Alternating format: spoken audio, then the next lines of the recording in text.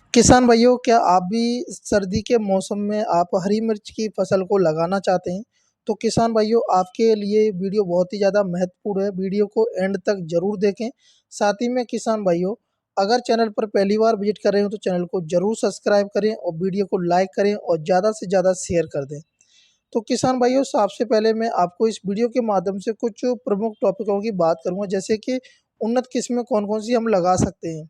साथ ही में नर्सरी की तैयारी किस तरीके से करनी चाहिए और हमें बेसल डोज की आवश्यकता कितनी पड़ती है और कौन-कौन से रोग हमें हरी मिर्च की फसल में देखने को मिलते हैं, तो उनको हम कैसे निजात पा सकते हैं। साथ ही में किसान भाइयों, खेत की तैयारी कैसे करनी चाहिए और हमें पहली सिंचाई कब और कैसे करनी चाहिए।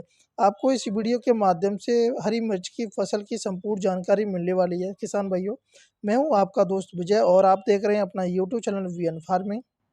वैसे तो किसान भाइयों, आप हरी मिर्च की फसल को 12 महीने में कभी भी आप लगा सकते हैं। बहुत सारी वैरायटियां होती हैं। सबसे पहले मैं आपको बता दूं, जब भी आप किसी भी वैरायटी का चयन करके अगर अपने खेत में लगा रहे हैं, तो नई वैरायटी लगा रहे हैं तो उससे पहले अपनी जो खेत की सॉइल है उसकी जो जांच अवश्य करा लें, क्योंकि आपको जो मिट्टी में जो क्षारीपन ज़्यादा होने के कारण जो आप नई वैरायटी लगाएंगे काफ़ी महंगी आती है और उत्पादन भी आपको ज़्यादा नहीं मिलेगा। या फिर दूसरा आपके पास ऑप्शन है कि आपने जो पुरानी वैरायटी को भी आप लगा सकते हैं अपनी एरिया के अकॉर्डिंग, जिसने ज़्यादा से ज़्यादा अधिक प्रोडक्शन दिया हो। सबसे पहले बात करें किसान भाइयों, हम कौन-कौन सी मिट्टी में हरी मिर्च की रोपाई कर सकते हैं। वैसे तो किसान भाइयों, आप सभी प्रकार की मिट्टी में आप हरी मिर्च की फसल की रोपाई कर सकते हैं। साथ ही में जब आपके खेत में जो वाटर ड्रिलिंग की अच्छी व्यवस्था है तो आप उसमें ज़रूर लगा सकते हैं। साथ ही में जल भराव वाले खेतों में बिल्कुल नहीं लगाएँ, क्योंकि हरी मिर्च की एक ऐसी फसल है जो कि अगर जल भराव की समस्या होती है तो उसमें फंगस जनक जैसे रोग आपको देखने को मिल जाएँगे, तो आपकी फसल पूरी बर्बाद हो सकती है। साथ ही में किसान भाइयों, अगर तापमान की बात करते हैं हम, तो 10 डिग्री सेंटीग्रेड से 35 डिग्री सेंटीग्रेड तक आप एक तापमान में आप रोपाई कर सकते हैं। साथ ही में अगर एल्कलाइन की बात करें पीएच मान की, तो 6.5 से लेकर के 7.5 तक उपयुक्त माना जाता है कृषि वैज्ञानिकों द्वारा।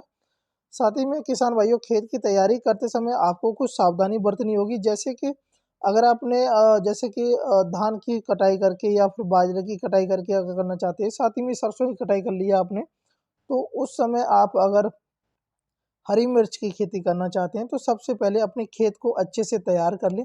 अगर आपके खेत में नमी नहीं है तो उस कंडीशन में सिंचाई अवश्य कर लें। सिंचाई करने के बाद में आप हैलो की सहायता से 2 से 3 बार जुताएं, फिर उसके बाद में रूटावेटर चलवा दें, जिससे कि आपकी जो खेत की मिट्टी भूरी हो जाएगी और जो पुरानी फसलों के जो तने हैं वो एक खाद के रूप में बदल जाएंगे। साथ ही में किसान भाइयों, अगर आप नर्सरी तैयार करना चाहते हैं तो आप प्रो ट्रे की सहायता से आप नर्सरी को तैयार कर सकते हैं, क्योंकि अगर आप प्रो ट्रे के द्वारा अगर नर्सरी को तैयार करते हैं तो आपका समय समय बच जाता है और आपकी जो पौध की जो क्वालिटी होती है नंबर 1 निकलती है। या फिर आप क्यारी बना करके भी आप नर्सरी की तैयारी कर सकते हैं। तो अगर आप नर्सरी तैयार करते हैं किसान भैया, 200 से 250 ग्राम आपको प्रति एकड़ की दर से आपको सीड की आवश्यकता पड़ेगी। साथ ही में सीड को आप नर्सरी तैयार करने से पहले उसको ट्रीट ज़रूर कर लें, जैसे कि जो कुछ फंगसजनक जो रोग आते हैं तो उनसे आपको निजात मिल जाएगी। 30 ग्राम आप कैप्टोग्राम ले लें और उसमें अपने सीड को उपचारित कर लें। उसके बाद में आप नर्सरी की तैयारी कर सकते हैं। साथ ही में किसान भाइयों, अगर हम बात करें जैसे कि खाद और बेसल डोजों की, अगर हमने नर्सरी तैयार कर ली है उसके बाद में खेत में रोपाई करना चाहते हैं तो आप जैसे कि अगर आपके पास में 2 से 3 ट्रॉली गोबर की खाद अवेलेबल है, जैसे कि पुरानी होनी चाहिए, तो आप डाल सकते हैं। अगर नहीं है तो आपको कुछ रासायनिक खादों की जो क्वांटिटी है वो बढ़ानी पड़ेगी आपको। जैसे कि आप 70 किलोग्राम नाइट्रोजन यानी कि यूरिया और 48 किलोग्राम आप फास्फोरस ले सकते हैं और 50 किलोग्राम पोटास। आप तीनों खादों को आप डाल सकते हैं या फिर इनमें से क्वांटिटी को कम भी कर सकते हैं, अपने अकॉर्डिंग डाल सकते हैं। साथ ही में किसान भाइयों, अगर हम बात करते हैं जैसे कि हमें रोपाई किस तरीके से करनी चाहिए, तो किसान भाइयों, जो आप इस वीडियो के माध्यम से देख पा रहे हैं, हमने मैडे की सहायता से पौधे की जो रोपाई की थी। काफ़ी अच्छा है, पेड़ की क्वालिटी भी अच्छी है, कोई रोग नहीं आया है और हरी मिर्च की क्वालिटी भी अच्छी है, बहुत तीखी है। तो साथ ही में किसान भाइयों या तो आप इस तरीके से कर सकते हैं या फिर क्यारी बना करके नॉर्मल तरीके से या फिर बेड की सहायता से भी कर सकते हैं। जैसे कि किसान भाइयों अगर आप जैसे कि बेड बना लिया है या फिर आपने क्यारी बना करके रोपाई करना चाहते हैं, तो जैसे कि आपने नर्सरी तैयार कर लिया उसको उखाड़ करके रोपाई करेंगे तो जो पौधे की जो जड़ें हैं उनको आपको माइक्रोराइज जो कि एक रासायनिक दवा आती है उसका घोल बनाने ला है। उस घोल के में आप जड़ें भिगो करके आपको रोपाई करनी होगी जिससे कि स्टार्टिंग में जैसे कि दीमक जैसी जो अगर रोग आते हैं आपके खेत में तो आप उनसे निजात पा सकते हैं। साथ ही में किसान भाइयों अगर पौधे की रोपाई की बात करें तो 40 से 60 सेंटीमीटर की डिस्टेंस पे आप रोपाई कर सकते हैं या फिर जिग-जैग में बेड बना करके करते हैं तो जिग-जैग में रोपाई कर सकते हैं। अब बात कर लेते हैं किसान भाइयों कुछ उन्नतशील किस्मों के बारे में जो कि काफ़ी अच्छा प्रोडक्शन देती हैं। जो कि सर्दियों में लगाई जाने वाली होती हैं खास करके जो कि आपको अगर जनवरी के महीने में लगाते हैं तो आप मार्च के स्टार्टिंग में आप हार्वेस्टिंग करना शुरू कर देंगे। किसान भाइयों अगर आप पेन और डायरी है आपके पास में तो नोट भी कर सकते हैं जैसे कि आप पंजाबी सिंदूरी के नाम से आती है जो कि 60 से 65 दिनों के अंतराल में उत्पादन देना शुरू कर देती है। अगर प्रति एकड़ की उत्पादन की बात करें तो 75 से 80 कुंटल प्रति एकड़ उत्पादन निकल आता है। वहीं पर पंजाब तेज के नाम से आती है जो कि 70 से 75 दिनों में आप उत्पादन ले सकते हैं। साथ ही में 65 से 70 कुंटल उत्पादन निकल आता है। वहीं पर पूसा ज्वाला को लगा सकते हैं।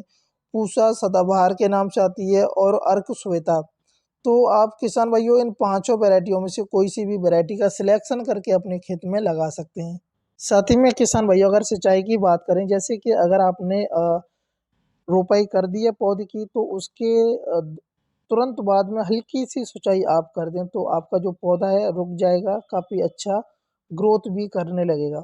अगर आपके खेत में जैसे कि खरपतवार कुछ निकल रहा है तो आप कोई भी रासायनिक दवा का स्प्रे ना करें।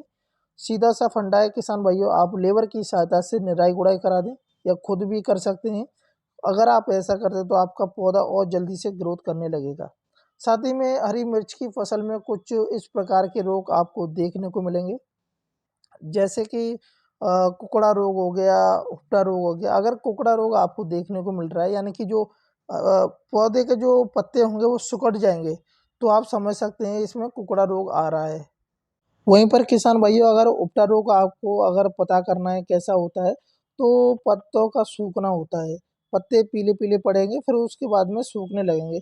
आप इन दोनों कंडीशन में रोगों को समझ सकते हैं, साथ ही में उसके बाद में रासायनिक दवाइयों का स्प्रे कर सकते हैं। वहीं पर कल्टीवेशन की बात करें तो किसान भाइयों आप 9 से 10 बार तुड़ाई कर सकते हैं। तो किसान भाइयों अगर आपको वीडियो अच्छी लगी है तो वीडियो को लाइक करें और शेयर कर दें। चैनल पर अगर पहली बार विजिट कर रहे हैं तो चैनल को ज़रूर सब्सक्राइब करें। जय हिंद, जय भारत, जय किसान।